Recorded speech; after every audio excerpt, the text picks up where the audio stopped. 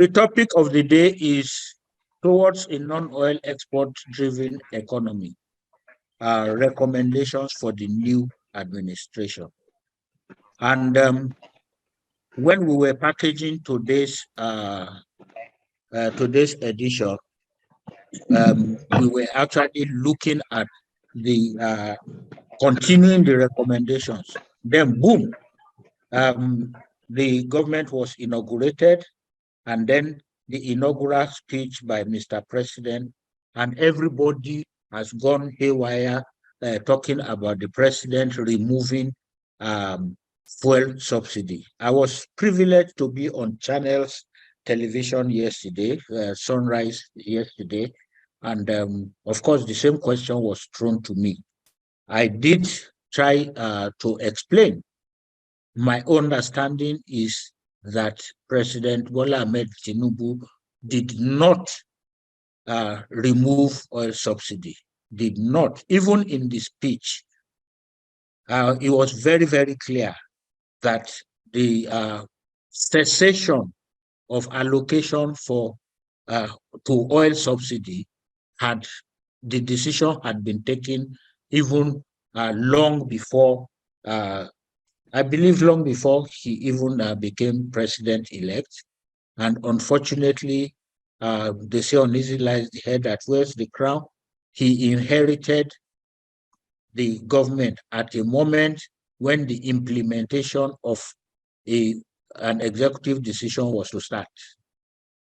So it fell on him. It was at the onset of his administration. But while we're not looking at who said what and whether it was right time or not, the fact remains that that pronouncement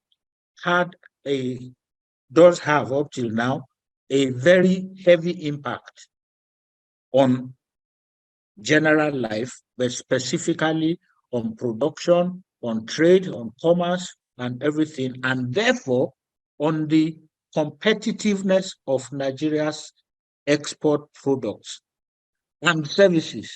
Because now, even those of us who are not manufacturers, we do use computers, we use generators to run these computers.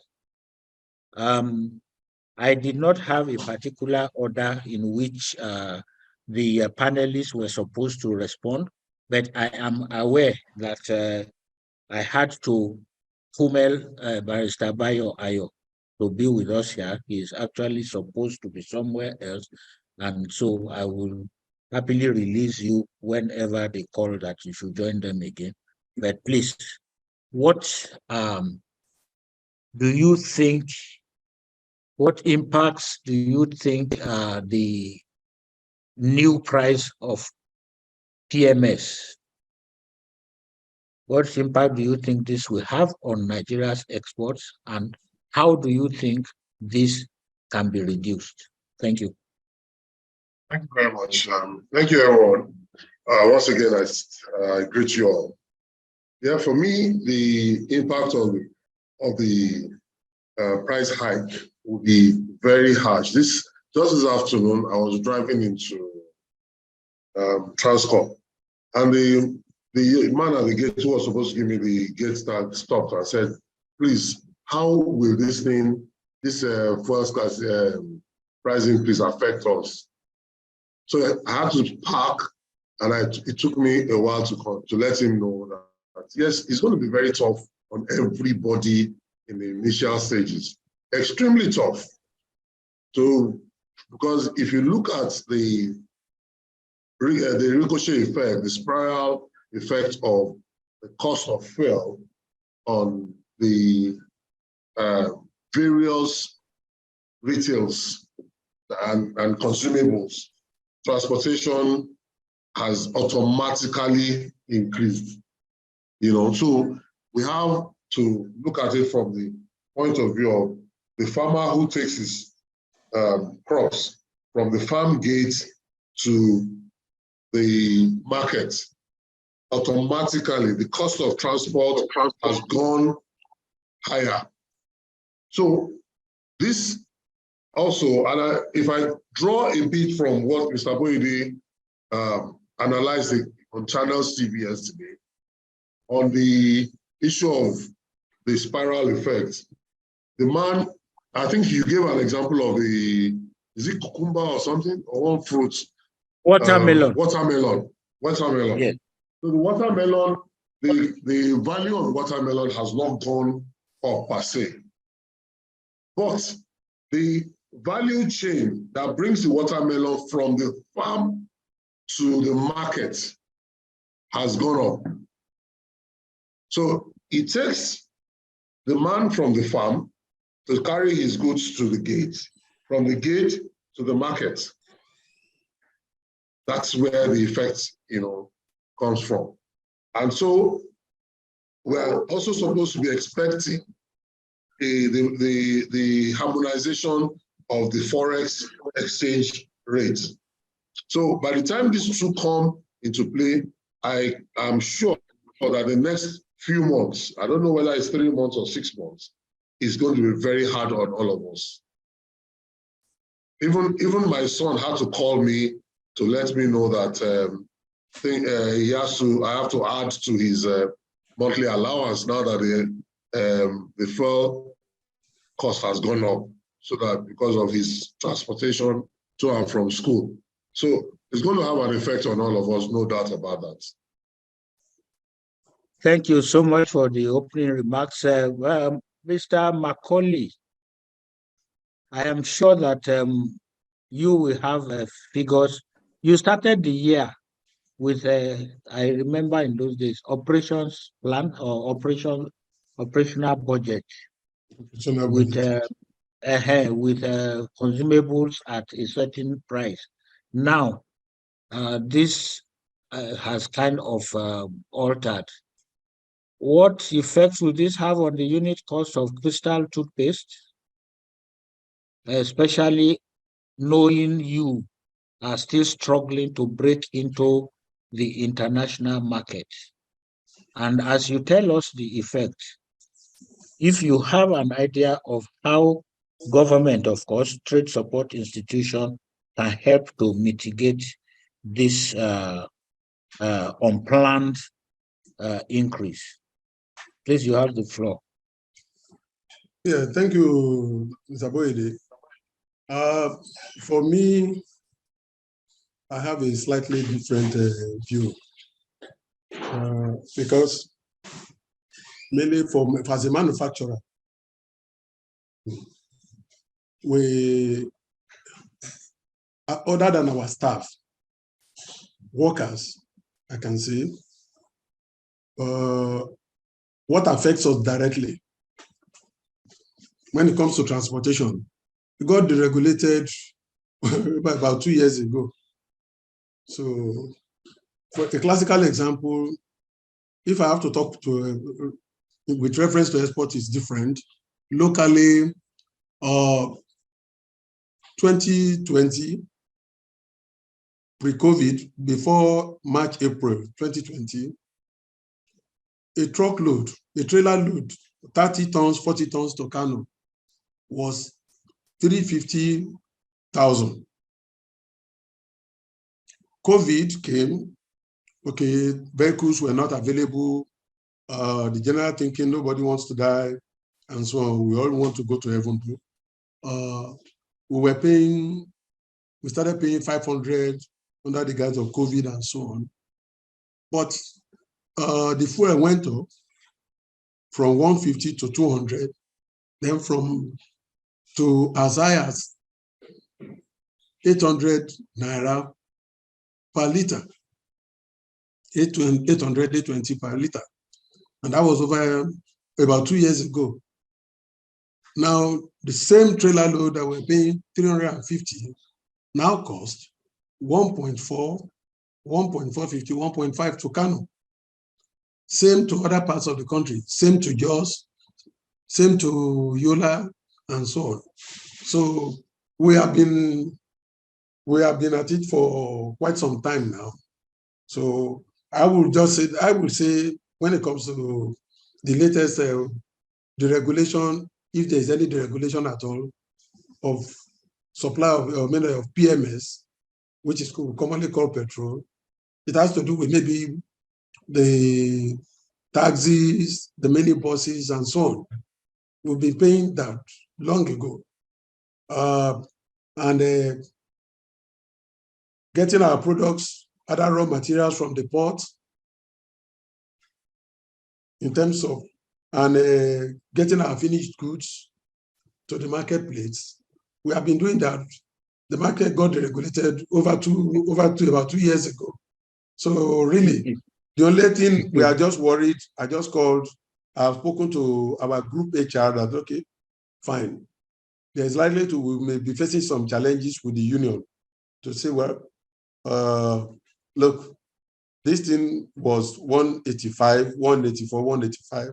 Now, if I had the group MD of NNPC very well, is about 530, 500, above 500 now.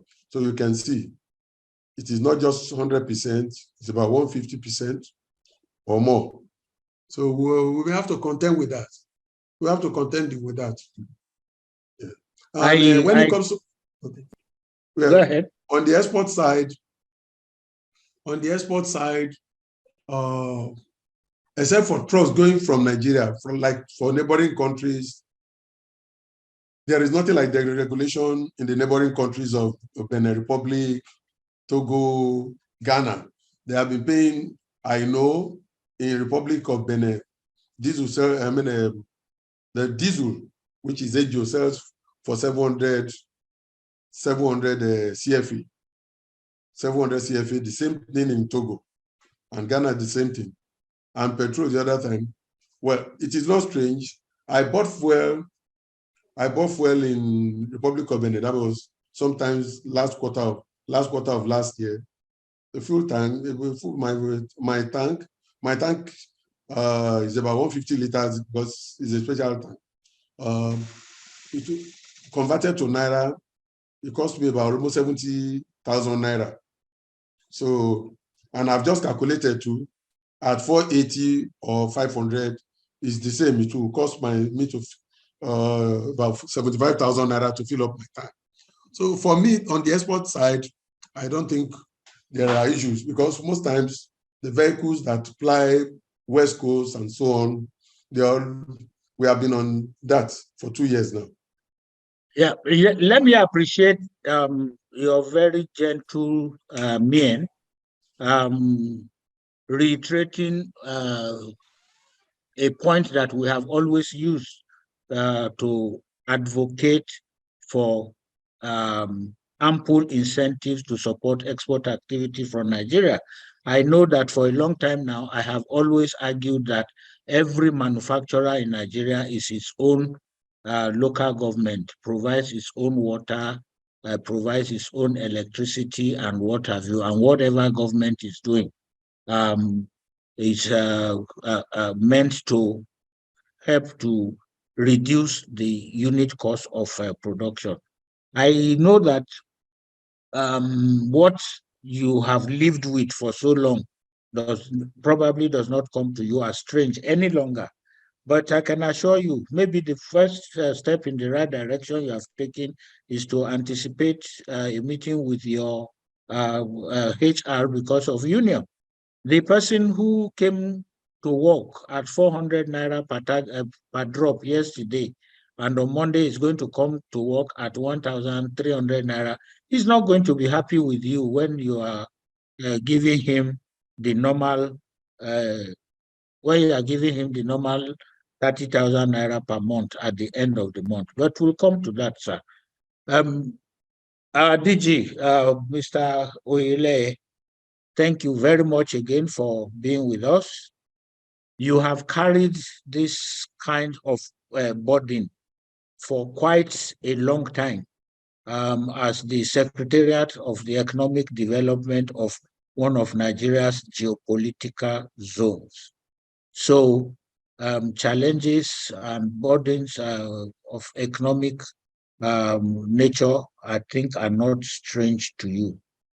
Now, you did try to also create an export development agenda for Western Nigeria.